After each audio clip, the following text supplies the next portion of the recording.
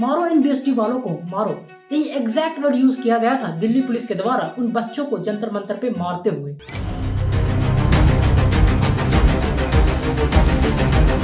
और दूसरी तरफ सरकार की दलाल मीडिया क्या नैरेटिव फैला रही है कि इन बच्चों ने ही पुलिस को मारा है, वहाँ पर अफदड़ मचाई है और ये बच्चे पाकिस्तानी हैं। लगता है ये दलाल मीडिया को ये नहीं दिख रहा था कि वहाँ पर लड़कियों को घसीटा जा रहा था।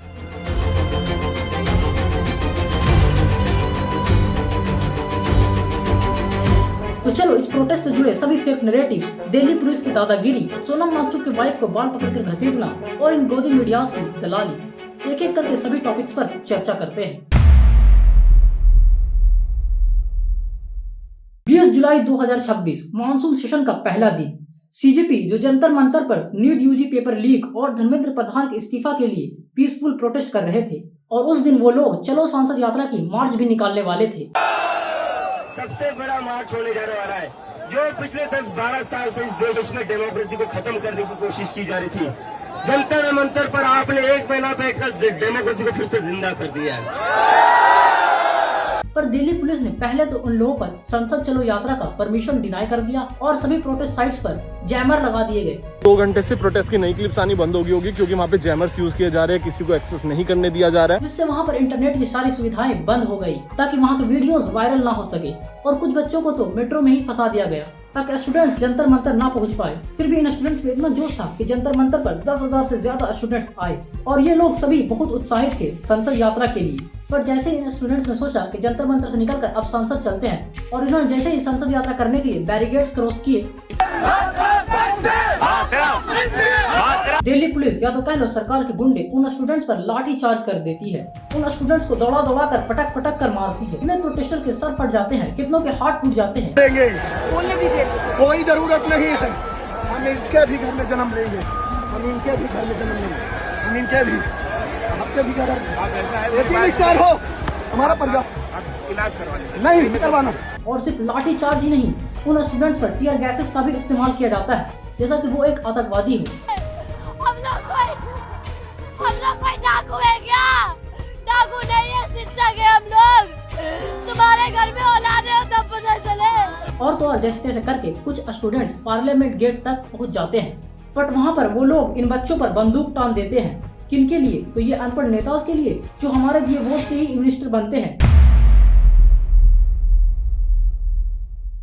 और इन सब से सिर्फ 2 दिन पहले ही 18 जुलाई को सोनम वांगचुक सर को दिल्ली पुलिस द्वारा डिटेल कर लिया जाता है और उन्हें सफदरजंग हॉस्पिटल एडमिट कर दिया जाता है।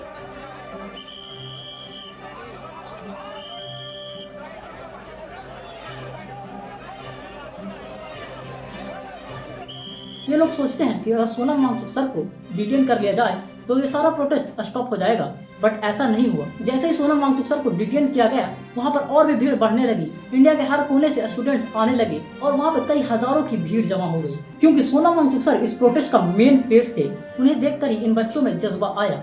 और आपको मेरी एक जान की फिक्र है, उन 20 जानों का क्या मासूमों के जिन्होंने आत्महत्याएं की, और 39-80 का क्या जो अगले सालों में करेंगे और बहुत आपके घर से होंगे। और वो लोग प्रोटेस्ट करने के लिए जंतर मंतर आए और अब वापस 20 जुलाई के प्रोटेस्ट पर आए तो इन स्टूडेंट्स को इतनी बैडली तरीके से मारा गया, इतने औरतें और लड़कियों को घसीट कर मारा गया। उसके बाद दिल्ली पुलिस क्या ट्वीट करती है कि 118 पुलिस पर्सनल घायल हुए और प्रोटेस्टर सिर्फ 60 ही घायल हुए। मतलब सोच कर देखो, इन पुलिस वालों के पास लाठियां थी, टीयर गैसेस थे और उन बच्चों के पास क्या थी? कुछ नहीं। फिर भी 118 पुलिस घायल हो गई। मतलब ये लोग अपने एक्शन को जस्टिफाई करने के लिए फेक नैरेटिव्स फैलाने लगते हैं और फेक नंबर इन्फ्लेट करने लगते हैं। और तो और पुलिस इस हद तक गिर चुकी थी कि पहले ये लोग स्टूडेंट्स पर लाठियां चार्ज करते और जैसे ही ये स्टूडेंट्स अपनी जान बचाने के लिए उन पर हमला करते तो वो पुलिस वाले अपना कैमरा ओपन करके रिकॉर्ड करने लगते। वहाँ पुलिस क्या कर रही है, पहले इन्होंने 2-3 डंडे बजाए, ठीक है, उसके बाद ये जो पुलिस वाला इसका कैमरा ऑन हो गया, वो जुड़ा, ये पुलिस का कैमरा है। तो जैसे थोड़ी हिंसा बढ़ने लगी तो पुलिस वाले भी लाइक कि अब रिकॉर्ड करते हैं, नैरेटिव कंट्रोल किया जा रहा है यहाँ पे ताकि सरकार ने जो सरकारी दल्ले पाल रखे हैं वो फेक नैरेटिव्स फैला सके। और हुआ भी ठीक ऐसा ही। गोदी मीडियाज ने विक्टिम को ही एक्यूज बना दिया, इन स्टूडेंट्स को एंटी नेशनल बना दिया और तो और इन स्टूडेंट्स को पाकिस्तानी तक कहा गया। और तो और ये गोदी मीडियाज टूटी हुई गाड़ियां दिखाने लगे कि देखो इन स्टूडेंट्स ने कितना दहशत मचाया है। और दिन भर तोड़फोड़ होने लगी, पुलिस वालों पर हमला होने लगा और इस दौरान हिंसा फैल गई। कॉकरोच पार्टी ने संसद भवन तक शांतिपूर्ण मार्च का वादा किया था, लेकिन थोड़ी ही देर में यह पूरा प्रोटेस्ट हिंसा और पत्थरबाजी में बदल गया। और जब पुलिस ने प्रदर्शनकारियों को रोकने की कोशिश की तो इस भीड़ ने वापस से पुलिस की गाड़ियों को किस तरह से तोड़ा, वो आप देखिए। बट रियलिटी तो ये थी कि ये गाड़ियां खुद पुलिस वालों ने ही तोड़ा था। और तो और गीतांजलि एंगमो, जो सोनम वांगचुक सर की वाइफ है, उन्हें बाल पकड़कर पुलिस के द्वारा घसीटा गया था। सोनम सर की वाइफ के बाल खींचकर घसीट कर लेकर जा रही है पुलिस उन्हें। देखिए अभी भी पुलिस ये देखिए लड़ाई देखिए। मतलब सोच कर देखो, एक इतने सक्सेसफुल एक्टिविस्ट की वाइफ को रोड पर घसीटा जा रहा था, इतने बच्चे घायल हुए, इतनी लड़कियों को जमीन पर घसीटा गया, कितने को तो सर फटे और कितने को तो हाथ टूटे। और इतना सब होने के बाद भी ना तो सरकार ने रेजिग्नेशन दिया और ना ही अकाउंटेबिलिटी लिया। हुआ तो सिर्फ FIR, वो भी इन स्टूडेंट्स पर।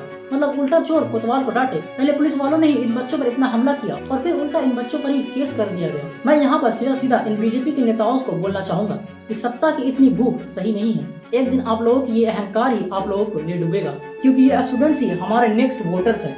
वो अनपढ़ लोग नहीं जिन्हें आप एक पौवा देकर वोट्स खरीद लेते हैं। अब जेनजीज का दौर आने वाला है। इस वीडियो को शेयर करो अपने सभी दोस्तों के पास और इसकी क्लिप्स काट कर अपने सोशल मीडियाज पर स्टेटस लगाओ, ताकि सभी को इसकी रियलिटीज पता चल सके। अगर ये वीडियो आपको अच्छी लगी हो तो वीडियो को लाइक और चैनल को सब्सक्राइब जरूर कर लेना, क्योंकि ऐसे वीडियोस हम आपके लिए लाते रहेंगे। धन्यवाद।